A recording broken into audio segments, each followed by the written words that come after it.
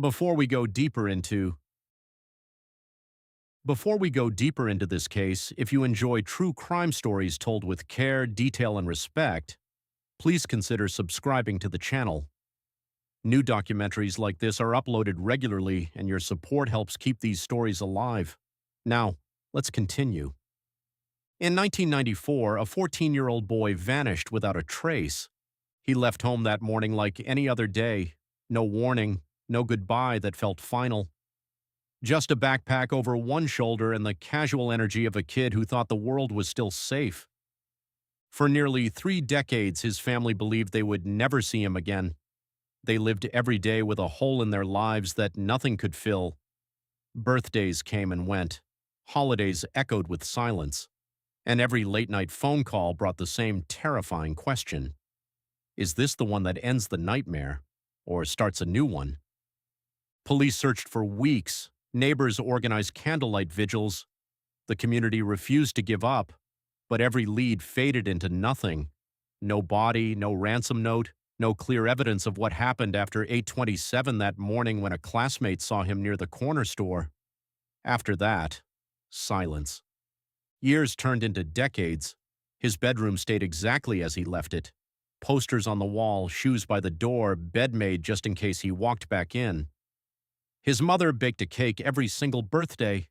She never stopped setting a place for him at the table.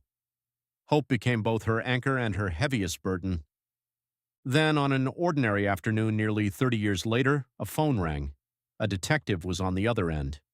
He spoke carefully as if the words themselves were fragile.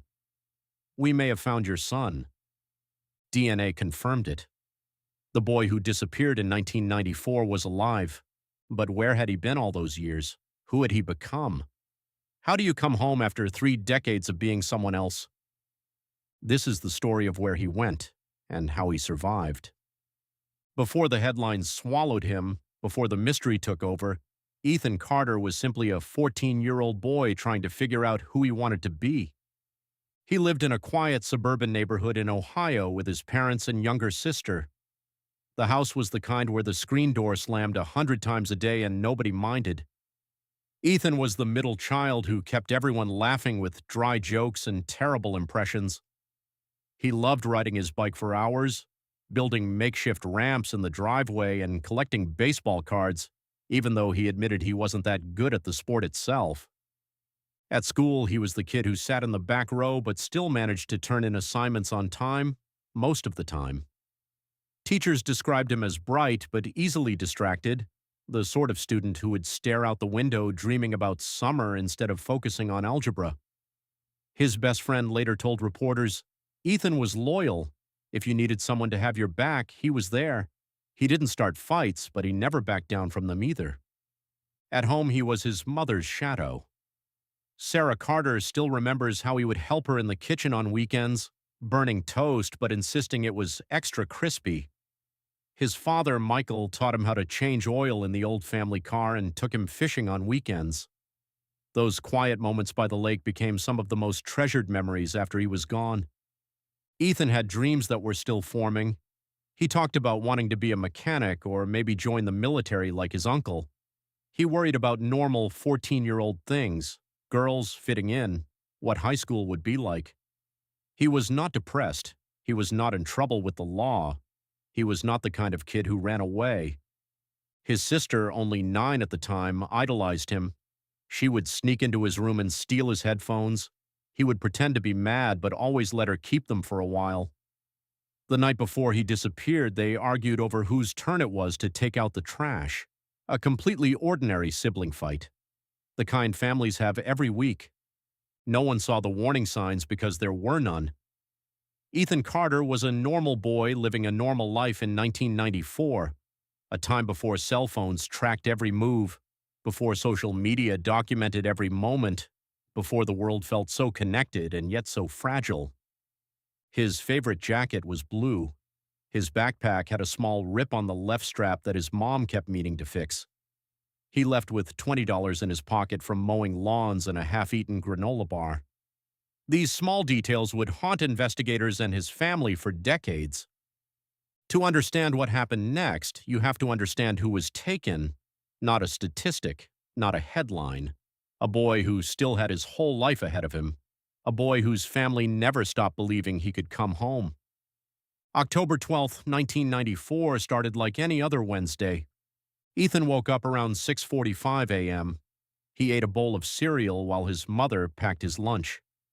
She remembers kissing him on the forehead and telling him to have. Before we go deeper into,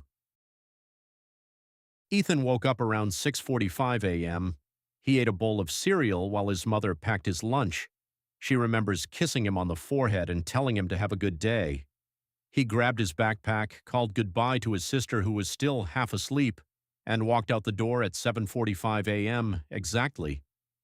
A neighbor saw him walking down the sidewalk at 8:05, earphones on, probably listening to the latest Green Day cassette. At 8:15, another neighbor waved as he passed. At 8:27, a classmate spotted him near the corner convenience store buying a soda. That was the last confirmed sighting. He never arrived at school. By 9:30 a.m., the school secretary called the Carter home. Sarah Carter still remembers the exact tone in the woman's voice when she asked, "Is Ethan homesick today?" The panic that hit her instantly. By 10 a.m., Michael Carter had left work and was driving the route his son walked. By noon, police were at the house taking a report. By 3 p.m., search parties were forming. The details of that day remain burned into the family's memory. The weather was mild, 62 degrees, clear skies. Ethan had no reason to deviate from his normal path. Yet somewhere in that short 2-mile stretch between home and school, he vanished. Police immediately began canvassing. They interviewed every person who lived along the route. They searched the woods behind the store. They dragged nearby ponds. They checked with hospitals and bus stations. Nothing. No signs of struggle, no blood, no torn clothing. His backpack was never recovered. The $20 in his pocket never surfaced. It was as if he had stepped off the earth. Theories formed quickly. Maybe he ran away. But he took nothing. No extra clothes, no sleeping bag, no note. Maybe an accident. But no body, no witnesses. Maybe abduction. But who would take a 14-year-old boy in broad daylight on a busy suburban street? Local media picked up the story by evening. Local teen missing community rallies. Flyers went up on every telephone pole. Volunteers walked the streets calling his name. Helicopters flew over fields. Dogs searched for scent. That first night, the family sat in the living room waiting for any news. Sarah kept checking the front door, half expecting Ethan to walk in and apologize for being late. Michael paced. The sister cried quietly in her room. By the end of the first week, the FBI had joined the case. They brought in cadaver dogs. They checked sex offender registries, limited as they were in 1994. They interviewed teachers, coaches, extended family. Everyone said the same thing. Ethan was not the type, yet he was gone. The search continued for months. Every tip was followed. A sighting in Indiana, a boy matching his description in Michigan, all dead ends. October 12th, 1994 became a line drawn in time for the Carter family. Everything was measured as before Ethan disappeared or after. The day itself remains frozen, the last normal day any of them would know for nearly 30 years. The investigation that followed was massive for its time. In 1994, technology was limited. No cell phone pings, no surveillance cameras on every corner, no DNA databases that could scan millions of profiles instantly. Police relied on shoe leather, phone calls, and paper files. They interviewed over 300 people in the first month alone. Every known associate, every delivery driver who had been in the neighborhood, every registered sex offender within 50 miles. Early theories split 3 ways. First, runaway. But Ethan had no history of running. He had good grades, friends, a stable home. He had taken only the clothes on his back and $20. Runaways usually plan better. Second, accident. Perhaps he fell into a ravine or was hit by a car and the driver panicked. But no body, no car damage reports, no blood evidence along the route. Third, and most terrifying, abduction. Someone took him. We had to consider stranger danger, but also someone known to the family. In most child abduction cases, the perpetrator is not a complete stranger. A family acquaintance later became a person of interest, a man in his 30s who had spent time around the Carter home helping with odd jobs. He had access, he had opportunity. But in 1994, evidence was circumstantial at best. He was questioned twice and released. The case generated thousands of tips. Psychics called. People claimed to see Ethan in other states. Every lead was chased. Most led nowhere. Media coverage was intense for the first 6 months. Then, as news stories took over, it faded. The file moved from active to cold. But the Carters never let it go. They hired private investigators. They kept Ethan's story alive through annual vigils. They refused to move from the house in case he returned. The limitations of 1990s technology haunt this case. If it happened today, traffic cameras, Ring doorbells, and Amber Alerts might have changed everything. In 1994, they had flyers and hope. As the years passed, the investigation slowed to a trickle. Ethan's bedroom became a shrine. His mother dusted it weekly. His father sat in there some nights just to feel close. His sister grew up without her big brother, always wondering what he would think of her life milestones. Birthdays were the hardest. Every October 12th, the family lit a candle and sang happy birthday to an empty chair. They baked his favorite chocolate cake. They left his presents wrapped and unopened in the closet. False sightings devastated them. A boy in California who looked similar, a man in Florida with the same scar on his knee. Each time hope flared, then crashed. The emotional toll was immense. Sarah Carter developed anxiety that never fully left. Michael threw himself into work but suffered in silence. The marriage strained under the weight of grief but held together through sheer will. The community moved on, but the Carters could not.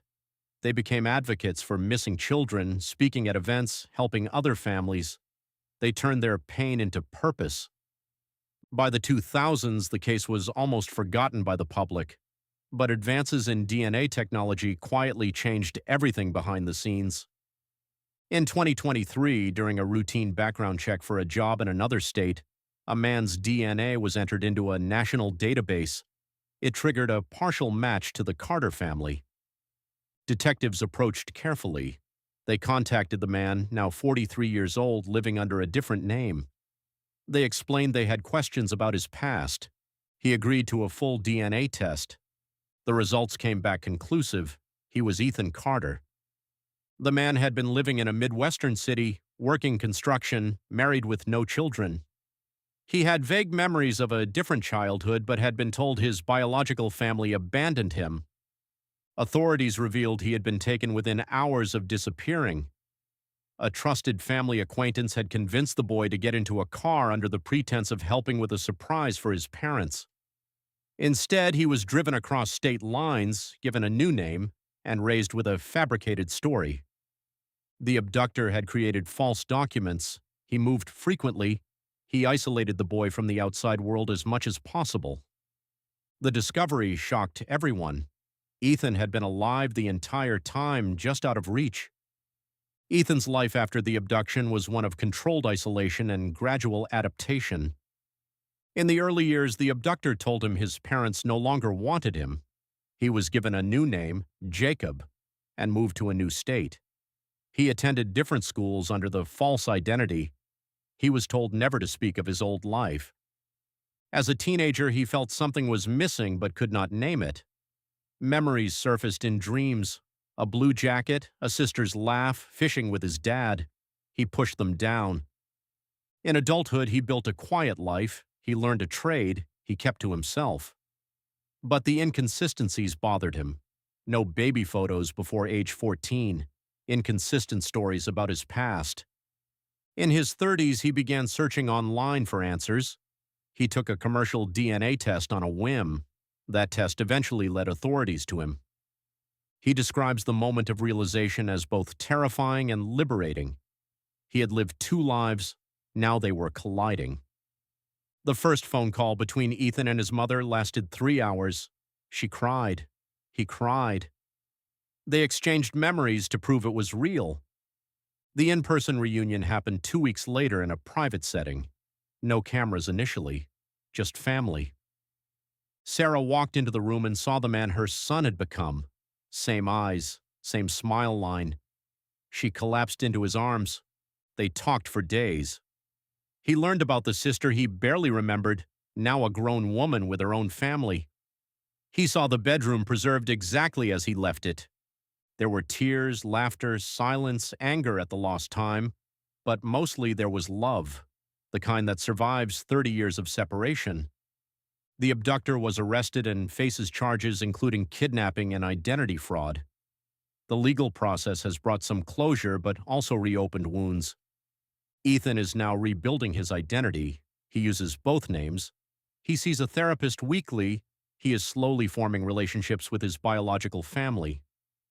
His story highlights the power of DNA technology and the importance of never giving up hope. For nearly 30 years, the world believed Ethan Carter was gone forever, but missing does not always mean lost. Advances in DNA are reopening thousands of cold cases. Families are finding answers. Some are finding miracles. If you have a missing loved one, keep searching. Keep hoping. Technology is on your side now. Ethan's story reminds us that persistence matters, love matters, and sometimes, after decades, a phone call can bring someone home. This is the story of where he went and how he survived. Thank you for watching. If this story touched you, please share it so other families never lose hope. Subscribe for more stories of resilience. Comment below with your thoughts.